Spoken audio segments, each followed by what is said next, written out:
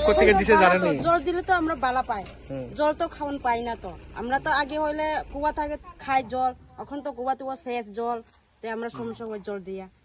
আজকে যে হেরা গাড়ি দিয়ে জল দিছে কিরকম লাগছে? বালা লাগছে, জল দিলে তো বালা লাগবে। আমরা তো মায়া লোক তো জল না বেশি লাগে। প্রথমত ধন্যবাদ মিডিয়া ভাই বন্ধুদেরকে।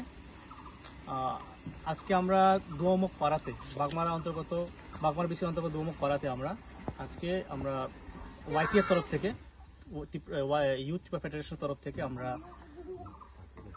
ওয়াটার ডিস্ট্রিবিউশন করেছি। গতকাল আমরা একটা নিউজ পেয়েছি নট এনি টিভি চ্যানেল থেকে, যে এখানে বিগত প্রায় 2 সপ্তাহ ধরে মানুষ জল পাচ্ছে না।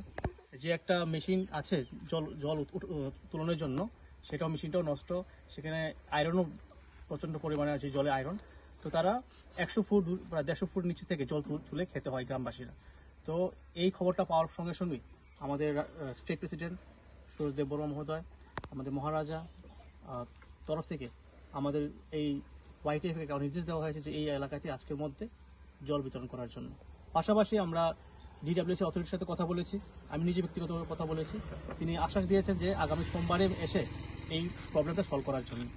তো আগে পরে আমি এটাই বলবো যে ওয়াইটিএফ সর্বদাই যারা অসহায় মানুষের পাশে আছে, তাদের দরকারি সময়ে, প্রয়োজনীয় সময়ে সর্বদাই সাথে আছে। ওয়াইটিএফ আমাদের মহারাজা আদর্শে চলে।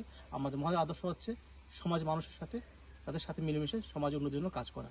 আর পাশাপাশি আমি এখানে ধন্যবাদ জানাবো আমাদের কুলাই চম্পাহরের যে ব্লক প্রেসিডেন্ট প্রদীপ মহোদয়কে।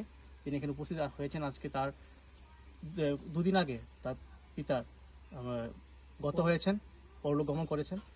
এর সত্ত্বেও তিনি সমাজের জন্য, দফার জন্য আজকে এখানে আমাদের সাথে তিনি উপস্থিত হয়ে এই মূল্যবান কাজে উপস্থিত হতে পেরেছি, জন্য আমি ধন্যবাদ জানাই প্রদীপ মহোদয়কে।